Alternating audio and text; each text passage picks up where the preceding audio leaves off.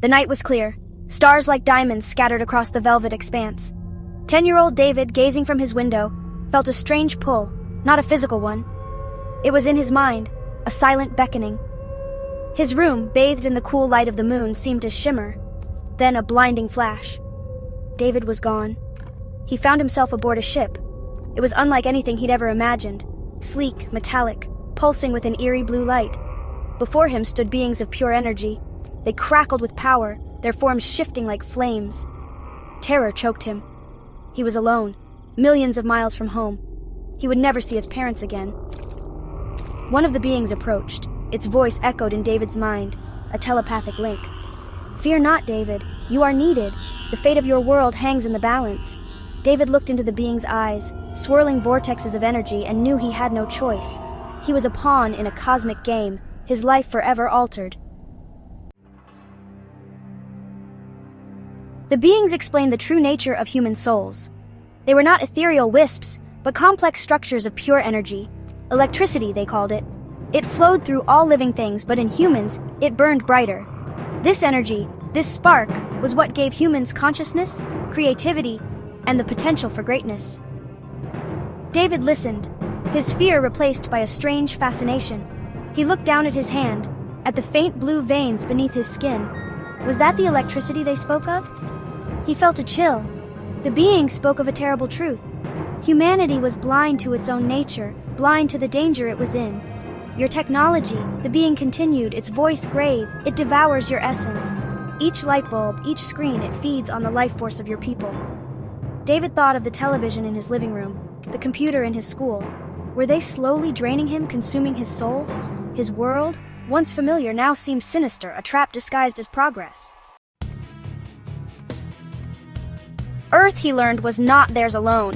It was a battleground, a cosmic chessboard where two powerful alien races waged war. The prize?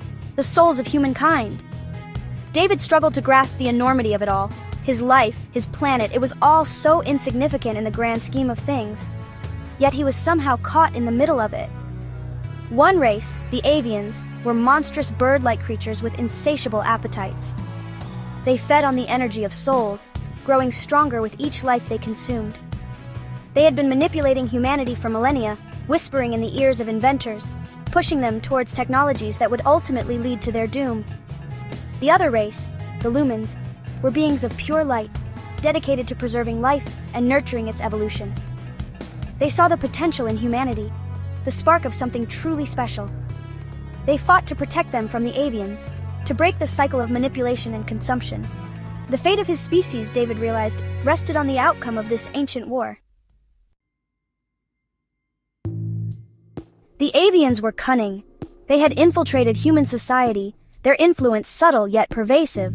They whispered promises of progress and enlightenment, leading humans down a path of self-destruction.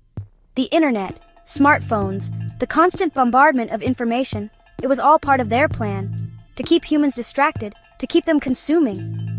The lumens, on the other hand, were bound by their own laws. They could not directly interfere with human free will.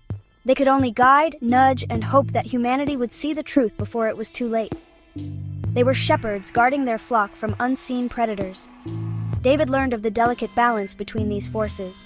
The avians, driven by their insatiable hunger, would stop at nothing to consume every last human soul. The lumens, bound by their principles, fought a desperate battle to protect the very beings who were unknowingly walking into the jaws of their enemy. He was witnessing a cosmic tragedy unfold. Section 5. False Ascension. The beings explained the greatest deception of all. The afterlife that humans believed in, the promise of heaven, it was a lie. A carefully constructed illusion woven by the avians. When a human died, their soul, filled with the energy of a lifetime, would rise. They would see a light, feel a sense of peace and joy. But it was a trap. They were drawn to the avians who lay in wait, disguised as angels of light. The souls, exhausted, yearning for peace, would willingly fly into their embrace, only to be devoured, their energy consumed, their essence extinguished. There was no heaven, only an endless feast for the avian predators. David was horrified. All those stories, all those beliefs, nothing but a cruel trick. He thought of his grandfather, who had passed away a year ago. Had he too been consumed, his light extinguished by those monstrous creatures? The thought filled him with a rage he had never known. He had to fight back. He had to warn his people. Section 6, 13 Years at War. And so began David's training. For 13 years, he lived and breathed combat. The Lumens, recognizing his courage and determination, taught him to pilot their ships, to wield weapons of light and energy. He became a warrior, honed by years of relentless training and fueled by a burning desire for vengeance. He flew into battle countless times, his ship a blur of light against the dark void of space. He faced the avians head-on, their eyes burning with cold hunger. He saw friends die, their ships exploding into silent fragments. But he never gave up. He couldn't. The fate of humanity rested on his shoulders. He grew older, hardened by war, his childhood memories fading like distant dreams. He had become a weapon, a tool in the Lumens' fight. Yet deep down, he was still that scared little boy, abducted from his room, longing for home. A home he could never return to. Section 7. A Borrowed Life. After 13 long years, the tide began to turn. The avians, weakened by the Lumens' relentless assault, were driven back. Their grip on Earth loosened. The Lumens, though victorious, had suffered heavy losses. Their resources were depleted, their numbers dwindling. They could not hold off the avians forever. David, his body weary, his spirit burdened by years of war, was summoned by the Lumens. They stood before him, their forms flickering, their light dimming. They had a task for him, one final mission. They would send him back to Earth, back to his own time. He would return, not as the hardened soldier he had become, but as the 10-year-old boy they had taken. His memories would remain, but his body would be restored to its former youth. He would have a chance to live a normal life, to experience the childhood that had been stolen from him. But he would also carry the burden of truth. Section 8. Lost Time. The journey back was a blur. He woke up in his bed, the familiar scent of his childhood bedroom filling his nostrils. He looked at his hands, small and unblemished. It felt strange, wrong. He had aged, lived a lifetime in the span of a single night. He went to the window, looked at the stars.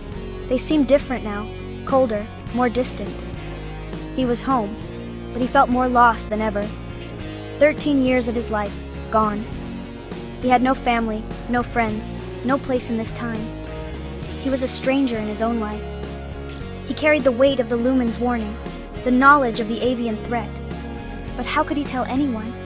Who would believe the ramblings of a 10-year-old boy? He was a soldier without an army, a prophet without a voice. He was trapped between two worlds, belonging to neither. He had been given a second chance at life, but at what cost? He was a ghost in his own existence, forever haunted by the memories of a war he could never speak of. Section 9. Echoes of the Cosmos. David stepped out into the world, the morning sun warm on his face. Everything seemed so normal, so oblivious to the cosmic struggle raging just beyond the veil of reality. He knew he couldn't stay silent. He had to find a way to warn people, to expose the avian deception. He would start small, planting seeds of doubt, sharing fragments of truth. He would study, learn, become a voice for the Lumens, a beacon of hope in a world teetering on the brink of destruction. He was just one boy, but he carried the weight of the cosmos on his shoulders. He was the Interdimensional Kid, and this was his fight.